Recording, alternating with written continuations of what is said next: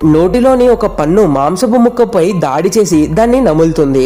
ఆ మాంసపు ముక్క పన్నుపై ఉమ్మివేయడంతో దాని ఉపరితలం మురికిగా మారుతుంది.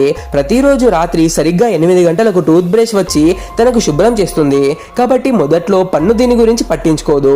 కానీ ఈసారి టూత్ బ్రష్ ఎంతకీ రాదు. పన్ను లోపల ఒక చిన్న బ్యాక్టీరియా పురుగు ఉంటుంది. అది సాస్ తిని పన్నుపైనే మూత్ర విసర్జన చేస్తుంది. ఆ సాస్ లో చక్కెర ఉండడం వల్ల పన్ను ఉపరితలం మెల్లగా కరిగిపోయి అందులో ఒక రంధ్రం ఏర్పడుతుంది. మరుసటి రోజు పన్ను కుకీని నములుతుంది. ఆ కుకీ కూడా పన్నుపై చక్కెరను ఉమ్మివేస్తుంది. ఆ పురుగు తన స్నేహితులైన ఇతర క్రిములను పిలిచి ఆ మనిషి పళ్ళల్లో చాలా చక్కెర ఉందంట పన్నును కొరకడం మొదలు పెడతాయి. దాంతో రంధ్రం మరింత పెద్దదవుతుంది. ఒకరోజు పన్ను కోపంతో ఒక గట్టి వేరుశనగ పప్పును కొరకడానికి దూకుతుంది. కానీ వేరుశనగ చాలా గట్టిగా ఉండడంతో పన్ను యొక్క ఒక మూల విరిగిపోతుంది.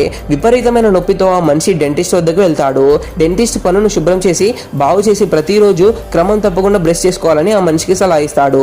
ఆ తర్వాత పన్నుకు టూత్ బ్రష్ తో రోజు కలయిక పెరుగుతుంది.